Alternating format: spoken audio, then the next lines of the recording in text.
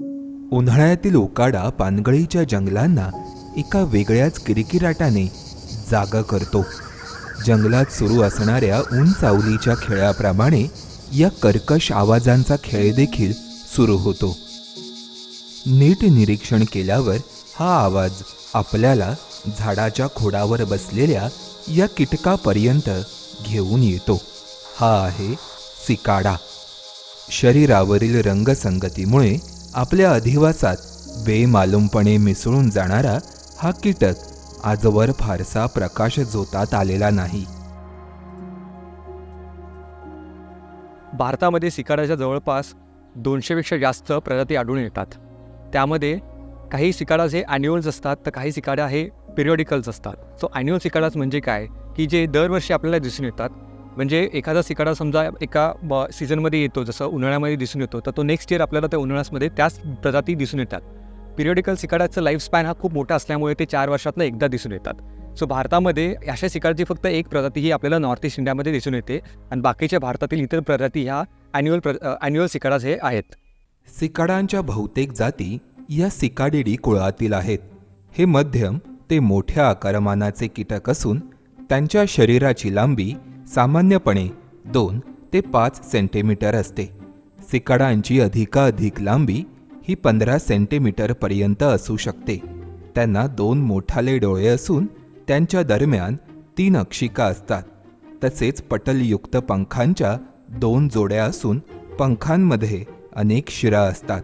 बहुतेकांचा रंग सौम्य वा गडद असून पंख सुंदर व रंगीबेरंगी असतात. केवळ नर सिकाडामध्येच ध्वनी निर्माण करणारा वैशिष्ट्यपूर्ण अवयव असतो. त्याच्या उदराच्या तळावर ढोलकीच्या पटलासारख्या त्वचेच्या 2 रचना असतात. या पटलासारख्या रचनांना टिंबल म्हणतात. त्यामधील पातळ पटल लहान स्नायूंच्या मदतीने जलदपणे आतबाहेर होऊन कंप पावतात. त्यामुळे आवाज निर्माण होतो. सिकाडाचं लाईफ सायकल प्रामुख्याने 3 स्टेजमध्ये असतं. जेव्हा फिमेल सिकाडाज ही अंडी झाडाच्या सरफेसवर देते, तेव्हा त्या अंड्यातनं निम्फ किंवा आळी ही जमिनीच्या दिशेने प्रवास करायला सुरू करते. जमिनीच्या आत ती आळी खड्डा करून बीड करून ही झाडाच्या रूट्सपर्यंत जाऊन त्या मुळांच्या रसांवरती उदरनिर्वाह करतात. जेव्हा ह्या आळी हळूहळू वाढत जातात, तेव्हा एडल्ट स्टेजच्या आधी हे निम्फ जमिनीतनं बाहेर येतात आणि त्यातनं एडल्ट सिकाडाज हे बाहेर पडतात. ही जवळपास ॲन्युअल सिकाडाची लाईफ सायकल आहे.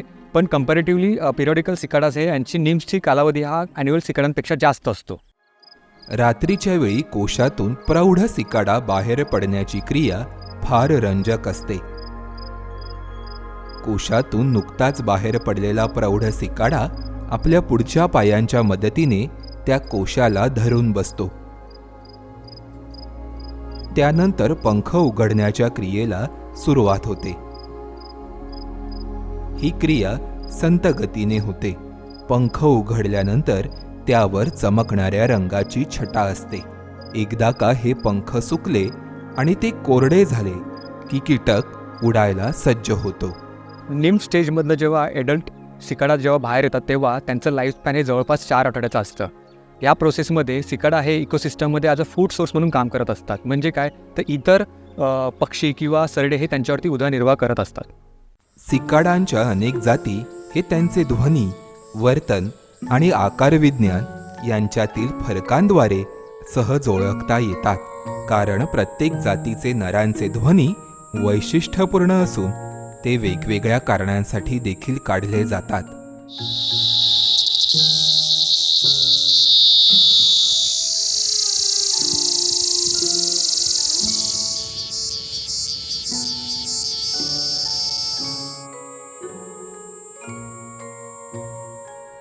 सिकाडांची मिलनक्रिया फार रंजक असते. मिलनाकरता मादीला रिझवण्यासाठी नर सिकाडा मादीचा पाठलाग करतो. तिच्याजवळ पोहोचल्यानंतर आवाजांचा खेळ सुरू होतो. आवाज देत नर आपल्या पायांनी मादीच्या पंखांना अलगद स्पर्श करतो. बराच वेळ हा खेळ चालल्यानंतर मादीने देखील पंखांचा आवाज काढून त्याला होकार दिल्यानंतर त्यांचं मिलन घडतं.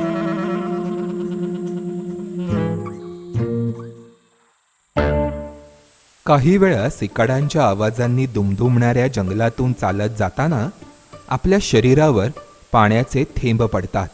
नीट निरीक्षण केल्यावर सिकाडा हे अशा प्रकारे पाण्याचे तुषार फवारताना दिसतात. हे सिकाडांचे मूत्र विसर्जन आहे. सिकाडांचे मुख्य अन्न हे झाडांचा झायलम रस आहे. हा रस वनस्पतींच्या झायलम ऊतींमधून मुळांकडून पानांच्या दिशेने वरच्या बाजूला वाहत असतो. सिकाडा दररोज त्याच्या शरीराच्या वजनाच्या 300 पट झायलम रस पितो. मात्र झायलम रसामध्ये 95% पाणी असून पोषक तत्वांचे प्रमाण फार कमी असते. त्यामुळे या रसामधून पुरेसे पोषण मिळवण्यासाठी सिकाडा मोठ्या प्रमाणावर रसावर प्रक्रिया करून त्यामधून उरलेले पाणी वेगाने बाहेर टाकतो. म्हणून तो पाण्याचे तुषार फवारताना दिसतो. भारतामध्ये जवळपास 200पेक्षा जास्त सिकाडांच्या प्रजाती असल्या तरी या विषयावरती काम करणाऱ्या संशोधकांची संख्या फार कमी आहे. त्यामध्ये किरण मराठे आणि विवेक सरकार यांचा समावेश होतो. ॲज अ सिटिझन सायन्स और ॲज अ सिटिझन सायंटिस्ट आपण ह्या विषयांवरती कसं कॉन्ट्रीब्यूट करू शकतो? जेव्हा आपण बाहेर फिरायला जातो तेव्हा आपण एखाद्या सिकाडाचा फोटो जेव्हा काढतो तेव्हा त्याची नोंद आपण सिटिझन सायन्स या पेजवरती करू शकतो. तर अशी सिटिझन सायन्सचे पेज काय आहे तर cicadas of India, Indian biodiversity portal यांचा समावेश होतो, जेणेकरून आपण ह्या माध्यमातून एक रिसर्चर लोकांना मदत करत असतो. संशोधनाच्या दृष्टीने अजूनही सिकाडा हे कीटक बरेच पिछाडीवर आहेत. शिवाय त्यांचे एकूणच जीवनचक्र आणि वर्तन याविषयी हवी तशी माहिती उपलब्ध नाही. त्यामुळे सिकाडासारख्या दुर्लक्षित कीटकांवर सखोल अभ्यास होणं गरजेचं आहे.